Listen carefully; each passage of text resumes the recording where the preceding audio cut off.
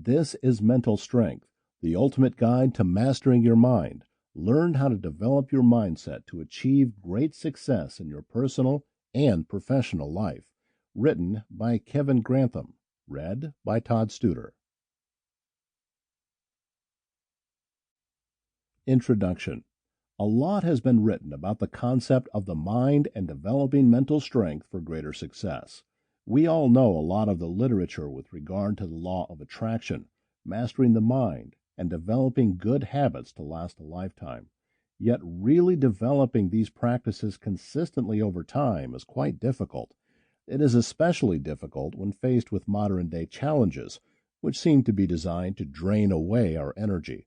Such drains can include social media, Wi-Fi, bills and expenses, broken relationships, environmental toxins, smartphones, alcohol, sugar, caffeine, the list goes on. Developing a strong mindset entails consistent practice over prolonged periods of time. It requires a sense of practicality and discipline that is all too often forgotten. It would be a mistake to think that the law of attraction is easy or that meditation will immediately alleviate depression. But if you seriously commit to developing your mindset so that you can focus on what you want over the long term, then the results will be life-changing. To do so, you will need to learn to rely on yourself.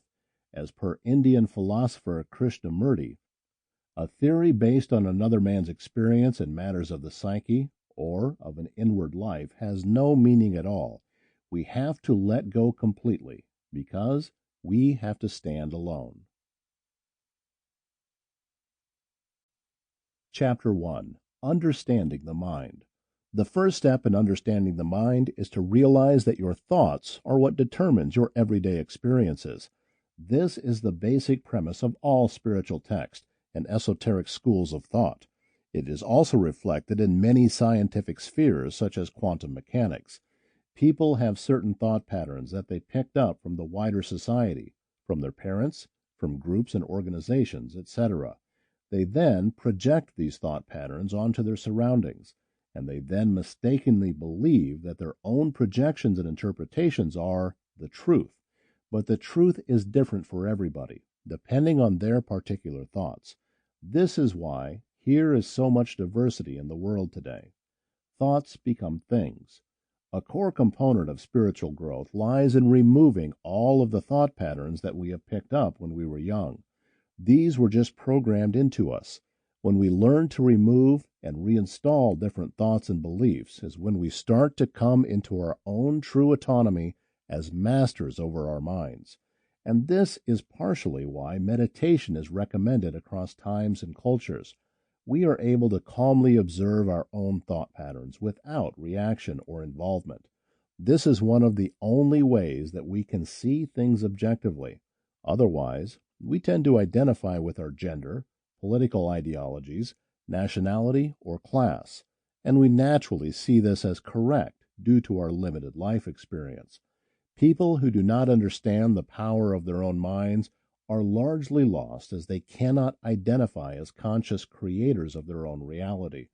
They will consistently find fault with the world and ask why it is so difficult to contend with. Understanding the power of thoughts is the first step to personal mastery. The insanity of the mind.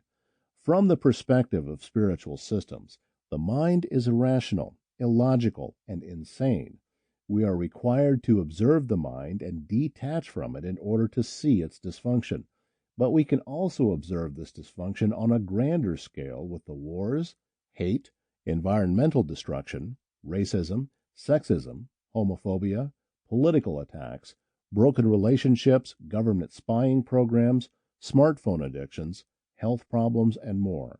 Something is a little dysfunctional with the human populace, and this is a result of millions of minds that are not in the right place. Social media and centralized media also serve to program these minds into a state of disempowerment and fear, and advertising also has quite a destructive effort, as it encourages people to smoke cigarettes, drink alcohol, and consume sugar and caffeine. An important point to remember is that you are not immune to advertising, even if you think you are. Sample complete. Ready to continue?